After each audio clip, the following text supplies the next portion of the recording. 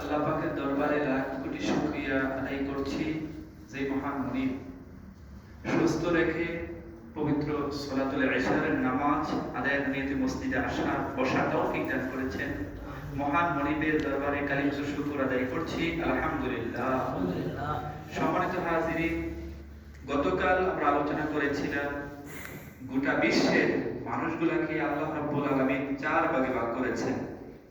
এক নম্বর হলো মুমিন, দুই নম্বর হলো মুশরিক, তিন নম্বর হলো মুলহিদ, চার নম্বর হলো মুনাফিক। এই চার নম্বরের মধ্য থেকে, এই চার প্রকারের মধ্য থেকে সবচেয়ে নিকৃষ্ট শ্রেণী হচ্ছে মুনাফিক শ্রেণী। আর মুনাফিক শ্রেণীটা হয় মুসলমানদের মধ্য থেকে। মুসলমানদের মর্যাদা যেমন সর্বোচ্চ, আশরাফুল মাখলুকাতের মধ্যে সর্বশ্রেষ্ঠ মাখলুকাত, আবার মুসলমানদের মধ্য থেকে আবার নিকৃষ্টতম জাতি হচ্ছে মুনাফিক। তো মুনাফিকদের ভয়াবহতা যে কত কঠিন, কত মর্মান্তিক শাস্তি আল্লাহ রাব্বুল আলামিন তাদেরকে প্রদান করবেন। সাহাবায়ে কেরামের দিকে যদি আমরা লক্ষ্য করি, সাহাবায়ে কেরাম এত সচেতন ছিলেন আমার মধ্যে মুনাফিকের গুণ চলে এসেছে কিনা, আমার মধ্যে মুনাফিকের গুণ আমার মধ্যে আছে কিনা, তারা এই ব্যাপারে সেনসিটিভ ছিলেন, সতর্ক ছিলেন। যেমন রাসূল সাল্লাল্লাহু আলাইহি সাল্লামের রহস্য জানতা একজন সাহাবী ছিলেন হযরত হুযায়ফাতুল ইয়ামান রাদিয়াল্লাহু তাআলা। রাসূল সাল্লাল্লাহু আলাইহি সাল্লামের রহস্য জানতেন তিনি। তার কাছে মুনাফিকদের লিস্টটা আল্লাহর হাবিব সাল্লাল্লাহু আলাইহি সাল্লাম দিয়ে গিয়েছিলেন। দেওয়ার পরে হযরত ওমর ফারুক রাদিয়াল্লাহু তাআলা হুযায়ফাতুল ইয়ামান রাদিয়াল্লাহু তাআলাকে বললেন, রাসূল সাল্লাল্লাহু ইন্তিকালের পরে বলল, হে হুযায়ফাতুল ইয়ামান, রাসূল সাল্লাল্লাহু আলাইহি সাল্লাম তোমার কাছে যে মুনাফিকদের নামের লিস্টটা দিয়েছিল, সেই লিস্টের মধ্যে আমি উমরের নামটা আছে কিনা বলো। যদি থাকে আমি আজকেই তওবা করে খাঁটি মুসলমান হয়ে যাব। সুবহানাল্লাহ। তাহলে হযরত ওমর ফারুক ছিলেন দুনিয়ার বুকে জান্নাতের সার্টিফিকেট প্রাপ্ত একজন সাহাবী। তিনি তার মধ্যে মুনাফিকের গুণটা চলে এসেছে কিনা এই ব্যাপারে তিনি এতটুকু সতর্ক ছিলেন। আমরা কিন্তু সেই ব্যাপারে তো সতর্ক নয়। আমাদের মধ্যে মুনাফিকের গুণ অহরহ। আমরা কাজ করে মিথ্যা কথা বলি, প্রতারণা করি, আমাদের খেয়াল নষ্ট করি, এইরকম কাজগুলো আমাদের মধ্যে হয়। আমরা সতর্ক হওয়ার কি চেষ্টা করছি? চেষ্টা করতে হবে। যেমন হযরত হানজালা রাদিয়াল্লাহু তাআলা আল্লাহর হাবিব সাল্লাল্লাহু আলাইহি সাল্লামের মজলিসে যখন বসেন, তখন তার মধ্যে রাসূল সাল্লাল্লাহু আলাইহি সাল্লাম আলোচনা করতেন, জান্নাতের আলোচনা করতেন, জাহান্নামের ভয়াবহ শাস্তির কথা বলতেন। এই আলোচনা যখন হতো, হযরত হানজালা রাদিয়াল্লাহু তাআলা কি করতেন? সেই জায়গার মধ্যে বসে বসে চোখের পানি ঝেড়ে ঝেড়ে কান্না করতেন। মজলিস যখন শেষ হয়ে যেত, সমস্ত সাহাবায়ে কেরাম চলে যেতেন। হযরত হানজালা রাদিয়াল্লাহু তাআলা কান্না করতে করতে সেই মজলিসে বসে থাকতেন। সবাই চলে গিয়েছে, এক পর্যায়ে তিনিও চলে যেতেন। আবার বাসাতে যখন যেতেন, যাওয়ার পরিবারের কাছে যেতেন, সন্তানদের সাথে খেলাধুলা করতেন, আনন্দ করতেন, খুনসুটি করতেন। করার পর হঠাৎ করে হযরত হানজালা রাদিয়াল্লাহু তাআলার চেহারাটা বিবর্ণ হয়ে গেল। তিনি ছেলে মেয়ের সাথে কোন কথা বলছেন না। তারপরে তিনি ঘর থেকে বের হয়ে গেলেন।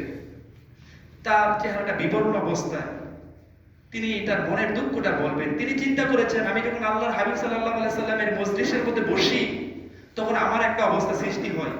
আবার যখন আমি বাসার মধ্যে যাই, ছেলে মেয়ের সাথে কথা বলি, আনন্দ করি, তখন পরকালের কথাটা তেমনটা ভুলে যাই। আমি মনে হয় মুনাফিক হয়ে গিয়েছি নাকি। এই চিন্তা চেহারার মধ্যে বিবর্ণ অবস্থায় তিনি রাস্তা দিয়ে হাঁটছেন। কার কাছে কথাটা বলবেন? এই আক্ষেপ নিয়ে সামনে দিয়ে হাঁটছেন। হাঁটার পর দেখলেন হযরত আবু বকর সিদ্দিক রাদিয়াল্লাহু তাআলার সাথে সাক্ষাৎ হয়ে গেল। কথা হলো, সামনাসামনি হলেন। হওয়ার পর হযরত আবু বকর সিদ্দিক রাদিয়াল্লাহু তাআলা প্রশ্ন করলেন, হে হানজালা, তোমার চেহারাটা বিবর্ণ দেখা যাচ্ছে কেন? তখন তিনি আশ্বস্ত হয়েছেন যে এখন তার মনের কথাটা বললে একটা সুন্দর একটা উত্তর পাবেন।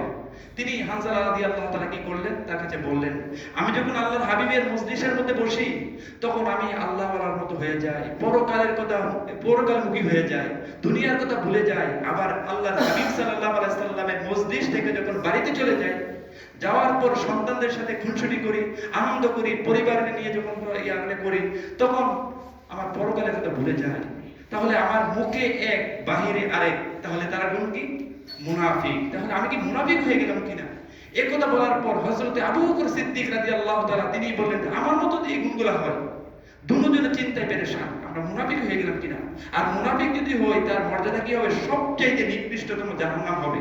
আমরা জাহান্নামী হতে চাই না, নিকৃষ্ট মানব হতে চাই না, আমরা উৎকৃষ্ট জাতি, আশরাফুল মাখলুকাত, আমরা শ্রেষ্ঠ জান্নাত পেতে চাই। দুজনে পেরেশান, এখন কার কাছে বলবেন? দুইজন রওনা দিয়েছেন বিশ্বনবী সাল্লাল্লাহু আলাইহি সাল্লামের কাছে গিয়ে ঘটনা বলতে হবে। আল্লাহর হাবিব সাল্লাল্লাহু আলাইহি সাল্লামের কাছে গেলেন, গিয়ে হযরত হানজালা রাদিয়াল্লাহু তাআলা ঘটনা বৃত্তান্ত বর্ণনা করলেন। হযরতে আবু বকর সিদ্দিক রাদিয়াল্লাহু তাআলা বললেন, আল্লাহর হাবিব সাল্লাল্লাহু আলাইহি সাল্লাম সুন্দর একটা চমৎকার একটা উপস্থাপনা করেছেন যে তোমাদের মধ্যে আমি আল্লাহর হাবিবের মজলিসে থাকা অবস্থায় যে একটা ঈমানের স্পিরিট, ঈমানের চেতনা, জোশ তৈরি হয়, আবার আমার কাছ থেকে যখন তোমরা পরিবারের কাছে চলে যাও সেখানে যদি সেই স্পিরিট বা একটা স্পৃহা থাকে তাহলে তোমরা ফেরেশতাদের মতোই হয়ে যেতে। সুবহানাল্লাহ। অর্থাৎ তারা মুনাফিকের গুণের ব্যাপারে এতটুকু সেনসিটিভ ছিলেন, এতটুকু সতর্ক ছিলেন। মুনাফিক হলে জাহান্নামে যেতে হবে। আর মুনাফিক হয় কাদের মধ্য থেকে? মুসলমানদের মধ্য থেকে। খ্রিস্টানদের মধ্য থেকে মুনাফিক হয় না। মুসলমান জাতি শ্রেষ্ঠ জাতি, আবার তাদের মধ্যে মুনাফিক ইসলামের সবচেয়ে ক্ষতি করেছে মুনাফিকেরা। এজন্য মুনাফিকের গুণ থেকে বেঁচে থাকার জন্য সর্বোত্তম চেষ্টা আমাদেরকে করতে হবে। আল্লাহ রাব্বুল আলামিন আমাদের সকলকে বুঝে আমল করার তৌফিক দান করুন। আমিন। আমরা